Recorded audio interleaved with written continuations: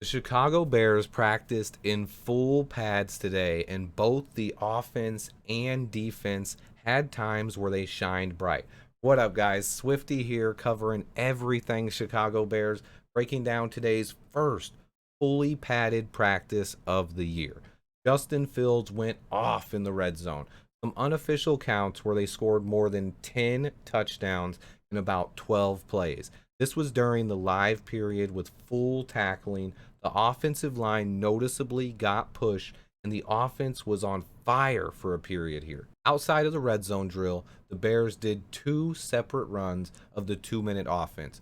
Both of these drives were dominated by the defensive side of the ball. Guys were covered, and the line was getting after Fields. Dante Pettis did come through and make a play or two today. Ryan Griffin stood out a little bit, and Velus Jones continues looking like the fastest player on the field, and he has ran some crisp routes. N'Keal Harry did come down with a big TD catch over Kyler Gordon and caught another one from Fields as well. Velus Jones was credited with a big pancake block on fellow rookie Elijah Hicks.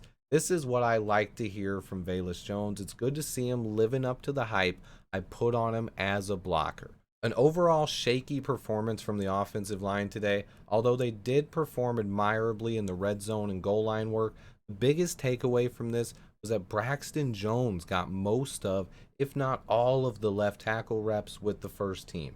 And then Riley Reef and Larry Borum split time at right tackle. Cody Whitehair manned left guard, Sam Mustipher at center, and Michael Schofield played right guard.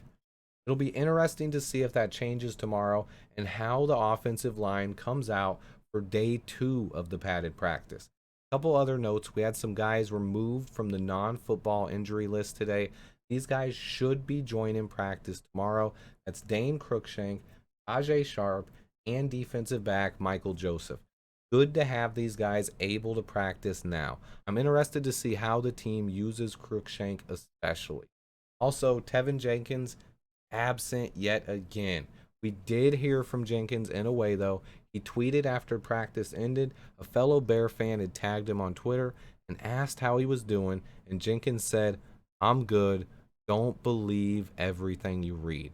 And that's something I'll tell you guys. Don't believe everything you read, especially on the internet. To me, there is clearly something going on behind the scenes, and at this time, we are just waiting for the situation to clear up and resolve itself. I am still hoping Tevin Jenkins shows back up to practice and balls out. Or if he gets traded, then at least we get a valuable pick in return. Justin Fields and the offense struggled at times today. There was a huge overreaction to a play where Fields missed a wide open N'Keal Harry in the back of the end zone. Let me make my point clear here. Justin Fields missed on this pass. He could have easily hit him sooner. He could have just lobbed the ball up for an easy completion. That is not the way you practice. Practice like the dude is covered, and you try to give him a chance to make a play.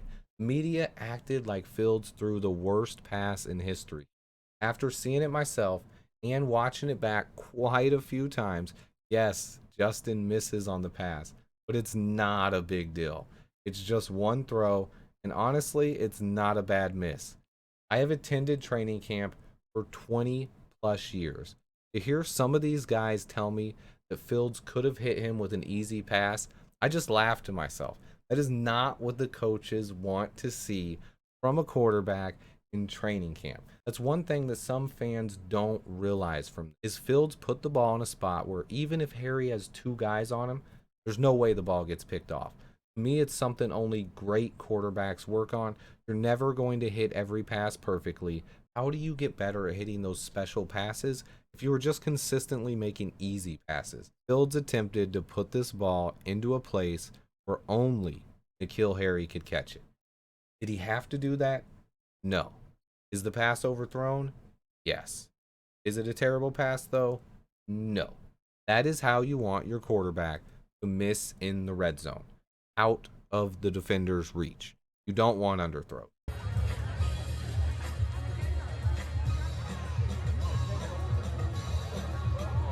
Okay, I want to touch quickly on something here. I decided to turn my cam on because I a little bit of a visual speaker, and some of these things I'm going to need to kind of visualize. Every single report I read about this Justin Fields pass that I've already shown you guys, and I'm going to show you again, is just about how badly he missed the pass. I'm not here to tell you that he didn't miss the pass. I'm not being a homer and telling you it was a good pass. Thing I'm telling you, for one, that it's not a big deal. He came back 2 plays later and hit the touchdown pass. But then the other point is why I do my channel is because I offer a different perspective that no one in the entire Chicago media seems to get. I read and heard more than 30 takes on this pass today about how bad it was, how horrible of a pass it was from Justin. And I'm not telling you that it was a good pass. But what I am telling you is why these are the kind of bad passes I want to see from my quarterback. These are what you want to see. I'm going to tell you a quick story, just real quick. After high school, me and my buddy D-Fade, we played a little bit of flag football. It was a league for fun. My boy D-Fade caught hundreds of touchdown passes. D-Fade, comment in the comments below. Let me know how many touchdowns you think you scored. But I just want to tell you guys what we practiced. D-Fade caught most of his passes on fades, on the side of the end zone. And what I would do as the quarterback, I'm not a professional quarterback. We just had fun out there. We played 5-on-5, 7-on-7s. It was fun. What I did is I would throw the ball 7 feet in the air and about a foot out of bounds. So here's the sideline, right?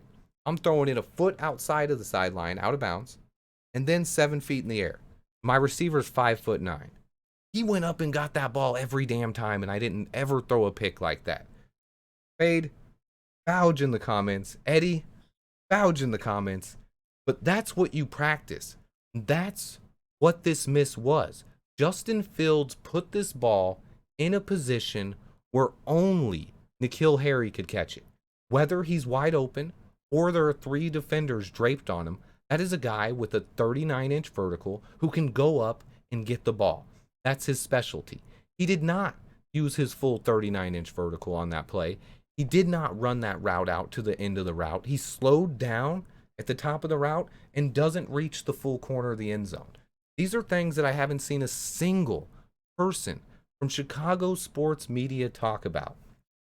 Now, when Jay Cutler or Mitch Trubisky missed on passes in training camp, I've been to training camp for 20 plus years of my life, and I've seen all these quarterbacks in person, and they didn't miss like that. When they missed behind a receiver, it's underthrown. It's into triple coverage. Basically, the coaches know Justin Fields can throw the ball 10 yards downfield and hit someone in the chest, right? That's not why we drafted him. What we need to know, the thing that Justin Fields does need to prove, is that he can hit guys when they are covered, and you don't turn the ball over in the red zone. Not a single Chicago sports media guy mentioned this either. This is a red zone drill. If you're going to miss your receiver, you miss him out of bounds, right? You don't want it getting picked off in the red zone. How many times have Jay Cutler and Mitch Trubisky and all these old quarterbacks thrown interceptions in the end zone? This is a miss that you can live with, yet Chicago media is trying to turn it like Justin Fields had such an awful day. And that's why I made this channel. And these are the kind of takes I bring to you guys, because I offer a perspective that no one in the entire Chicago media seems to get. And that's why I come to you today. And that's why I'm going to show you this play again and let you judge for yourself. Yes, it's a miss. Yes, it's practice. It is not a reason to overreact. And if this was a game, these are the kind of misses you want Justin Fields making in the red zone. Chicago media, do better. Follow my page and maybe I'll teach you something. Guys, please hit that like button. Stay tuned. I'll be back breaking down more training camp coverage tomorrow. And until next time, bear down.